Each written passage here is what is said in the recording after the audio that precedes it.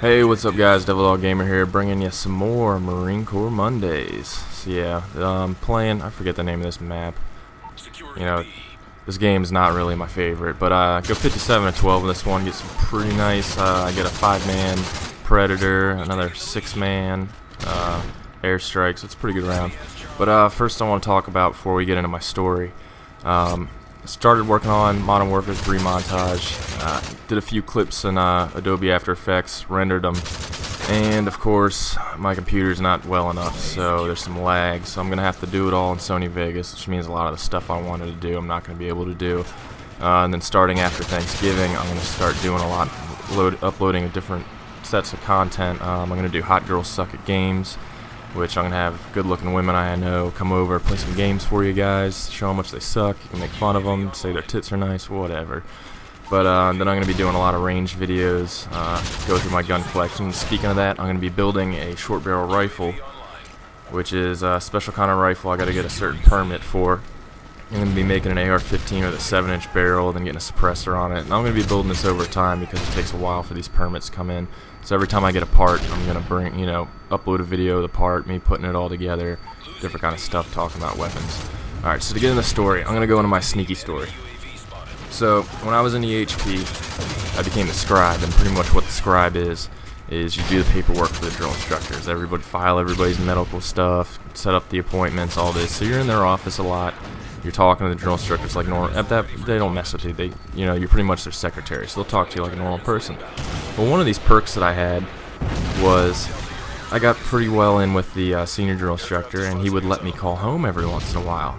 Now, the thing about Parris Island is you can't just pick up a phone and dial a number.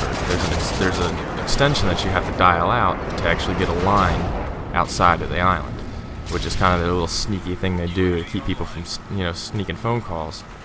And I don't remember exactly what it was. I want to say it was pound 95, and that was the extension. For anyone, if you want to try it, if you're going to boot camp, it's all on you. If you get caught, oh God help you. I feel bad for you. But so he'd let me call home every once in a while. So when I got to my unit, kind of kept that little mental note of the extension to dial out. And what happens is towards the end you get you have a barracks inspection. I mean, you do rifle inspection, uniform inspection. So you pretty much field day the shit out of your barracks, and the company commander comes in and inspects it. So we would clean it. Now let me explain how the barracks worked at Parris Island. They were 3 stories tall. I think two or three. I think it was 3 stories tall. Yeah, 3 stories tall, and they were split into 2 sections. There was a stairway in the middle and a stairway at each end, 3 stories, and each story would be a squad base. So there were 3 squad bays on one side, stairs, and then three squad bays on the other side. So, and these platoons would be all on different, the one below us might be with us, and the one on the other side of the building would probably be a different schedule than us. So, when we did our inspections, we cleaned the hell out of it real bad. And the unit squad bay across from us, across the stairs from us, was actually at the rifle range. And when you go to the rifle range, you move to a squad bay out there for the time. So our drill instructors, they put trash bags over the urinals and toilets. We weren't allowed to use them, so they were like, okay, you're going to be using the squad bay across the way for bathrooms at night. So they posted a fire watch right out front of our door, and everyone who had to use the bathroom at night would have to go over to the head over there. So I go over, I get up, it's probably like 2-3 in the morning. Drill instructor's asleep in his office, fire watch posted the door. I go over there, use the bathroom, and I'm looking at the there's nobody in that squad bay. There's nobody there. They're at the rifle range. So I'm looking at the drill instructor's office, and I'm like, I wonder if that door's unlocked. Try it. Door's unlocked. I walk in there. First thing I go for is the fridge. Open that fridge, there's a half-eaten bag of Doritos and like a quarter of a Monster left in there. So I chug the Monster, start chowing down on the Doritos. I was like, heaven. I was like, oh my God, this is amazing. So I'm sitting there and I look at the phone and I'm like, fuck it. So I grab the phone, hit the extension number, call home. Of course nobody's up, so I leave a message, call my girlfriend at the time. She picks up, talk to her for a little while and whatnot. call all my friends, you know, and the Firewatch didn't even notice I was missing for that long, which is kind of the dumb part. And I'm sitting there calling everybody and whatnot, and, you know, having a good old time, and, you know, calling everybody, leaving everybody messages, and I was in there probably for like 45 minutes, maybe almost an hour. Finally I came back, and when I was there they had like mints and stuff, so I grabbed a bunch of mints, and I kind of woke up all my buddies, gave them mints and stuff. They were all laughing their ass off. So it was kind of a big thing. Nobody found out about it, and kind of did my own thing, you know, kind of kept it quiet, didn't tell anybody. It was kind of a little joke that we had. So towards the end, it's probably like the last day or so, our drill instructors are all sitting down talking to us and stuff, and they're asking us, you know, the kind of sneaky stuff we did.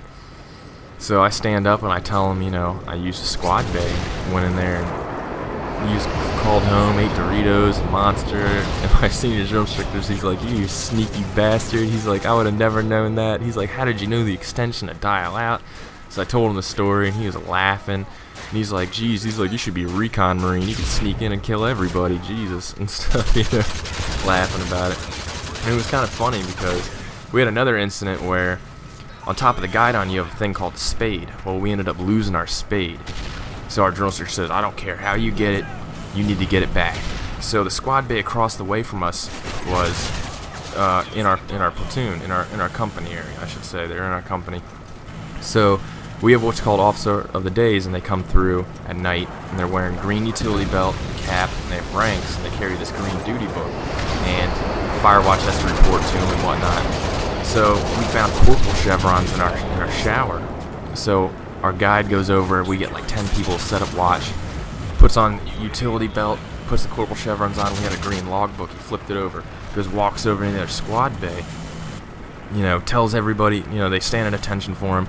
He tells them, you know, go stand in the corner. So they all stand in the corner with their faces in there.